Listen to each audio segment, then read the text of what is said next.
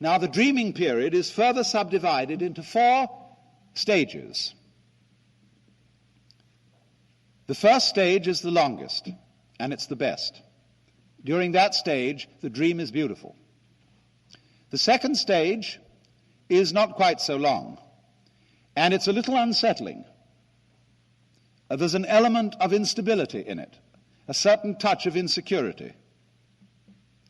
In the third stage, which is not again so long, the forces of light and the forces of darkness, of good and of evil, are equally balanced, and things are beginning to look rather dangerous.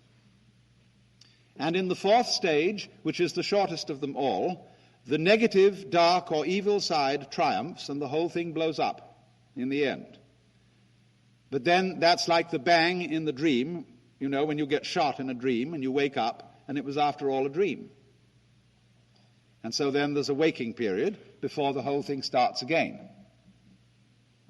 But you will notice, if you compute, I haven't gone into the mathematics of it, but if you do, you will find out that in this drama, the forces of the dark side are operative for 1/3 of the time, the forces of the light side for 2/3 of the time. And this is a very ingenious arrangement, because we are seeing here the fundamental principles of drama. Consider drama. Here is a stage, and over the stage here is what we call the proscenium arch. And out there is the audience. Now, you're supposed to be in the world of reality. So let's suppose this isn't a lecture tonight, but a show. And you've come outside into the show, and you know you're real people living in the real world, but you're going to see a play, which isn't real. There are actors coming on the stage, but behind the scenes here, they're real people like you. But so that you don't see them that way, they're going to put on their costumes and their makeup, and then they're going to come out in front here and pretend to various roles. But do you know, you want to be half convinced that what they're doing on the stage is real. And the work of a great actor is to get you sitting on the edge of your chair in anxiety, or weeping, or roaring with laughter, because he's almost persuaded you that what is on the stage is really happening. That is the greatness of his art, to take the audience in. And of course, in the same way, the Hindu feels that the Godhead acts his part so well that he takes himself in completely, so that each one of you is the Godhead, wonderfully fooled by your own act. And although you won't admit it to yourself, enjoying it like anything. Because you mustn't admit it. That'd give the show away. Now, it's a funny thing. When you say, I'm a person, the word person is a word from the drama. You know, when you open a play that is the script, you'll see the list of the actors, and it's called dramatis personae, the persons of the drama. And the word person in Latin is persona. That means through sound. Something through which sound comes. Because the persona in Greco-Roman drama was the mask worn by the actors, and because they acted on an open-air stage, the mouth was shaped like a small megaphone, and that would project the sound. So the person is the mask. Isn't it funny now how we've forgotten that? And so Harry Emerson Fosdick could write a book called How to Be a Real Person, which, if translated literally, is How to Be a Genuine Fake. Because in the old sense, you see, the person is the role, the part played by the actor. But if you forget, you see, that you are the actor, and you think you're the person, You've been taken in by your own role. You're enrolled. You're bewitched, spellbound, enchanted. So then, look at something else about the drama and its nature. In the drama, there has to be a villain. Unless, of course, you're acting some kind of a non-play, which doesn't have any story. But all fundamental stories start out with the status quo, where everybody's sort of going along, and then something has to come in to upset everything. And the interest of the play is, how are we going to solve it? It's the same when you play cards. Supposing you're playing solitaire. You start by shuffling the deck, and that introduces chaos. And the game is to play order against chaos. So in the drama, somebody has to be the villain and play the dark side. And then the hero plays against him. If you go to the theater for a good cry, then you let the villain win and you call it a tragedy. If you go for a thrill, you let the hero win. But if you go for laughs, you call it a comedy. There are different arrangements then between the hero and the villain. But in all cases, when the curtain goes down at the end of the drama, the hero and the villain step out hand in hand, and the audience applaud both. They don't boo the villain at the end of the play. They applaud him for acting the part of the villain so well. And they applaud the hero for acting the part of the hero so well. Because they know that the hero role and the villain role are only masks. And so you see behind the stage, too, there is the green room, where after the play is over and before it begins, the masks are taken off. And so the Hindus feel that behind the scene, that is to say, in reality, under the surface, you are all the actor, marvelously skilled in playing many parts and in getting lost in the mazes of your own minds and the entanglements of your own affairs, as if this were the most urgent thing going. But behind the scenes, in the green room, you might say in the very back of your mind and the very depths of your soul, you always have a very tiny sneaking suspicion that you might not be the you that you think you are. The Germans call it a Hintergedanke, a thought way, way back in your head that you will hardly admit to yourself. Because, of course, you've been brought up, most of you, if you were brought up in the Hebrew Christian tradition, it would be very wicked indeed to think that you were God. That would be blasphemy. And don't you ever dare think such an idea. Which, of course, is all as it should be, because the show must go on. Until, of course, the time does come to stop.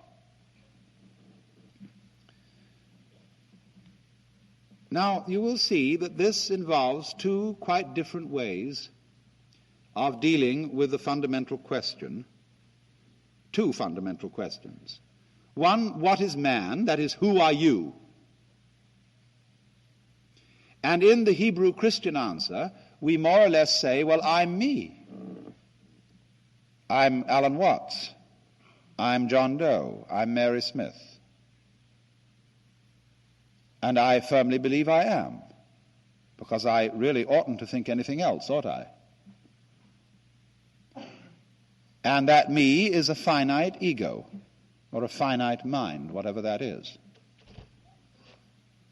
On the other hand, the Hindu will say that the real self, which he calls Atman, A-T-M-A-N, is what there is. It's the works. It's the which than which there is no whicher, the root and ground of the universe and of reality.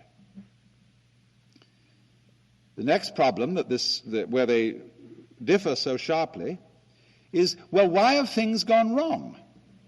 Why is there evil? Why is there pain? Why is there tragedy?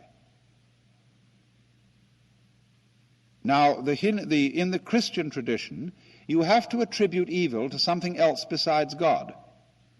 There, God is defined as good. And he originally created the scheme of things without there being any evil in it. But there was a mysterious accident in which one of the angels, called Lucifer, didn't do what he was told. Man, there was a fall of man. Man disobeyed. He went against the law of God. And from this point, evil was introduced into the scheme of things, and things began to go wrong, that is to say, against the will of the perfectly good Creator. Now, the Hindu thinks in a different way. He feels that the Creator, or the actor, is the author of both the good and the evil. For the reasons that I explained to you, you have to have the evil for there to be a story. And in any case, it isn't as if the Creator had made evil and made someone else its victim. It isn't like saying God creates the evil as well as the good, and poor little us are his puppets and he inflicts evil upon us. The Hindu says nobody experiences pain except the Godhead. You are not some separate little puppet which is being kicked around by omnipotence. You are omnipotence in disguise. And so there is no victim of this. No helpless, defenseless, poor little thing. Even the baby with syphilis is the dreaming Godhead. Now, this makes people brought up in the West extremely uneasy, because it seems to undercut the foundations of moral behavior and say, well, if good and evil are created by God, isn't this a universe in which just anything goes? I mean, if I'm God in disguise, surely if I realize that, I can get away with murder. Well, think it through. Didn't I point out that in the game, as the Hindus analyze it, the evil part has 1/3 of the time, and the good part has 2/3? What sort of a game do you want, anyway? You will find out, you see, that all good games, games that are worth playing and that arouse our interest, are constructed like this. If you have the good and the evil equally balanced, the game is boring. Nothing happens. It's stalemate. The irresistible force meets the immovable object. On the other hand, if it's all good, and there's hardly any evil, maybe just a weeny little bit of a fly in the ointment, it also gets boring. Just in the same way, for example, supposing you knew the future and could control it perfectly, what would you do? You would say, let's shuffle the deck and have another deal. Because, for example, when great chess players sit down to a match and it suddenly becomes apparent to both of them that white is going to mate in 16 moves and nothing can be done about it, they abandon the game and begin another. They don't want to know. There wouldn't be any hide in the game, any element of surprise if they did know the outcome. So a game with good and evil equally balanced isn't a good game. A game with the positive or good forces clearly triumphant isn't an interesting game. What we want is a game where it always seems that the good side is about to lose. I'm in really serious danger of losing, but manages always to sneak out. You know how it is in serial stories when they get the hero at the end of an installment in some absolutely impossible position where it seems that he's going to be run over by a train because he's tied with his girlfriend to the rails, and you know somehow in the next installment the author's going to get them out of the difficulty. Only he mustn't do it too obviously, because you won't go on reading the next installment. So then what's necessary is a system in which the good side is always winning, but never is the winner. where the evil side is always losing, but never is the loser. That's a very practical arrangement for a successful ongoing game which will keep everybody interested.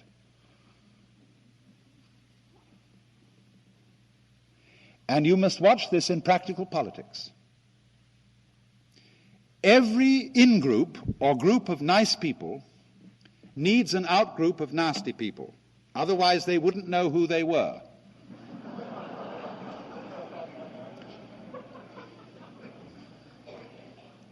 And you must recognize then that this out-group is your necessary enemy, whom you need. He keeps you on your toes. But you mustn't obliterate him. If you do, you're in a very dangerous state of affairs. So you have to love your enemies in this sense, regard them as highly necessary, and to be respected chivalrously. We need the communists, and they need us. The thing is to cool it and play what I call a contained conflict. When conflicts get out of hand, all sides blow up. Oh, of course, I suppose then there's another deal, maybe 1,000,000 years later. Now, let me see if I can for a moment put these two visions of the world together. It seems that if you believe the Christian, Hebrew, Islamic view, that you can't admit the Hindu view. Because if you're a Christian, the one thing you cannot believe, if you say you're at all Orthodox, you're an Orthodox Protestant Bible type, or if you're a Roman Catholic, you can't believe that you are God. And so that excludes Hinduism, apparently. But let's go back to Judaism for a minute and ask this question. If Judaism is the true religion, can Christianity be true too? No. No. Because there's one thing in Christianity that the Jew can't admit, and that was that Jesus Christ was God. That is unthinkable for a Jew, that any man was indeed God in the flesh. All right, second question. If Christianity is the true religion, can Judaism be true too? The answer is yes, because all Christians are Jews. That is to say, they have taken in the Jewish religion, lock, stock, and barrel, in the Old Testament, into their own religion. Every Christian is a Jew plus something else, which is his particular attitude to Jesus of Nazareth. Now then, let's play this game once again. If Christianity is true, can Hinduism be true? The answer is no, for the reason that we've seen. The Christians will say Jesus of Nazareth was God, but you aren't. I'm not. Now then, if Hinduism is true, can Christianity be true? The answer is yes, because it can include it. But how? What would be the attitude of a Hindu to a very sincere and convinced Christian? He would say, bravo. Absolutely marvelous. What an act. Here in this Christian soul, God is playing his most extraordinary game. He is believing and really feeling that he's not himself. And not only that, but that he is living only one life. And in that life, he's got to make the most momentous decision imaginable. In the course of this 80 years and 10, he's got to choose between everlasting beatitude and everlasting horror. And he's not quite sure how to do it. Because in Christianity there are two sins to be avoided, among others. One is called presumption, and that is knowing surely that you are saved. The other is called despair, which is knowing surely that you're damned. There's always a margin of doubt about this. Work out your salvation in fear and trembling. So you might say that this is preeminently the gambler's religion. Imagine, at some great casino, late at night, there is some marvelous master gambler who's been winning all night. And then suddenly he decides to stake his whole winnings on whether the ball lands on red or black. Sensation! Everybody gathers from all over the casino to watch this terrific gamble. So in the same way, the predicament in which the Christian soul finds itself is this colossal gamble, which is saying this universe can possibly contain in it ultimate tragedy. There could be such a thing as an absolute, final, irremediable mistake. And what a horror that thought is. And so the Hindu is sitting in the audience, fascinated by this Christian's extraordinary, reckless gamble. He says, that's a beautiful game. The Christian doesn't know it's a game, but the Hindu suspects it is. And he's a little bit admiring it, but not quite involved. Now you would say, perhaps, now you ought to be involved. Give your whole self to this. Make an act of commitment. Once to every man and nation comes the moment to decide, in the strife twixt truth and falsehood for the good or evil side. Then it is the brave man chooses while a coward stands aside, etc. That sounds great, doesn't it? Commitment. Stand up and be counted. It is a virtue, but on the other hand, you see another virtue, what we call being a good sport. If your enemy in the battle of life is to be regarded as an absolute enemy, who is pure evil, black as black can be, you can't be a good sport. You can accord him no chivalry, no honors of battle. You've got to annihilate him by any means possible, fair or foul. And that leads to some pretty sticky situations, especially when he has the means of annihilating you in just the same way. But if, on the other hand, in all contests, you know that while you're going to take it seriously and regard it as very important, in the back of your mind, in that little Hintergedanke, you know it is not ultimately important, although very important. And this saves you. This enables you to be a good player. You may worry about the word play, because we often use the word play in a trivial sense. Oh, you're just playing. You mean life is nothing but a game? The Hindus indeed call the creation of the universe the Leela, or the game, or the play of the divine. But we also use play in other senses.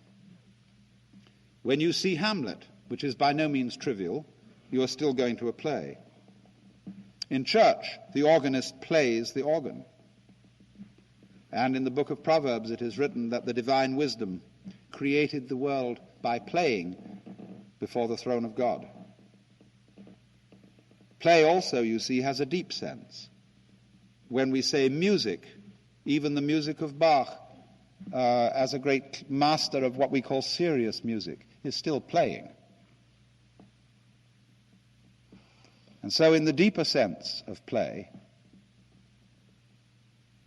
the Hindu sees this world as play, and therefore that the intense situations, personally, socially, and so on, that we are all involved in,